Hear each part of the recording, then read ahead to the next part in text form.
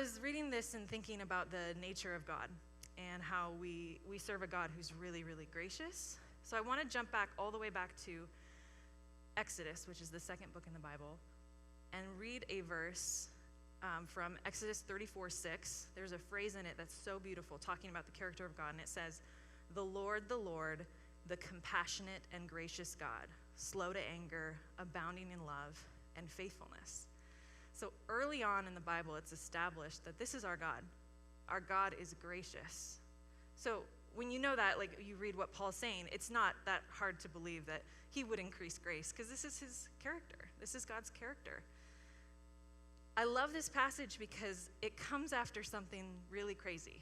This comes after the chapter after the Israelites make this golden calf while Moses is getting the 10 Commandments, and they start worshiping it. And the Lord's reaction to that situation is wrath. He is not happy. And there is a lot of death, and there's a plague, and it is not good. And in the next chapter, Moses goes back to get the 10 Commandments, because as you can imagine, it got smashed in the last story.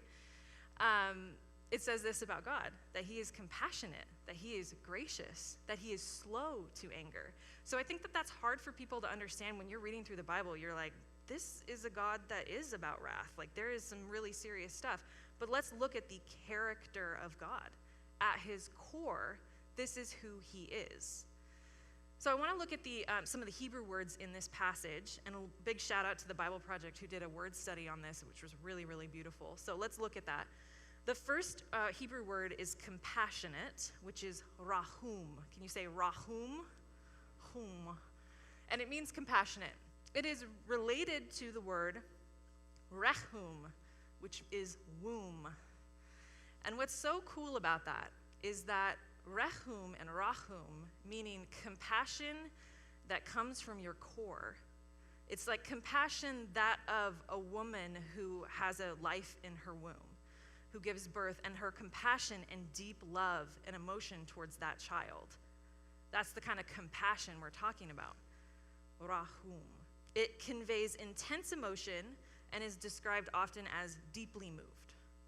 And most commonly, this word in the Bible is used to describe God's feeling towards us, that he is deeply moved from deep inside that core, rahum.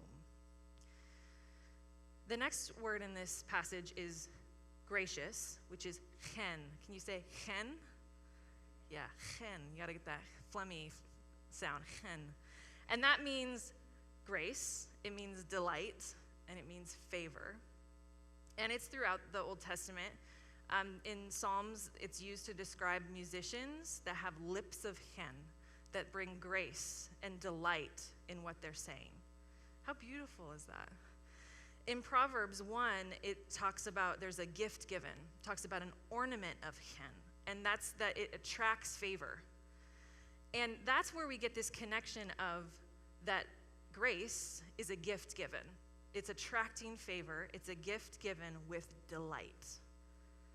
So when God gives his grace to us, it's with delight. And that's how it connects to this compassion. It's this overwhelming, deep move to give us grace because he delights in us. That is our God. That is the God that says, well, sin's going to increase, but I delight in you, so I'm giving you more grace, abounding grace, grace upon grace upon grace. And we as followers of Jesus are called to that same compassion, that same grace when we encounter other people around us. We are called to be deeply moved by the people around us and their pain and their suffering and the emotions that they're experiencing. That's what we're called to have, is grace motivated by delight. Delight in our God and in his creation.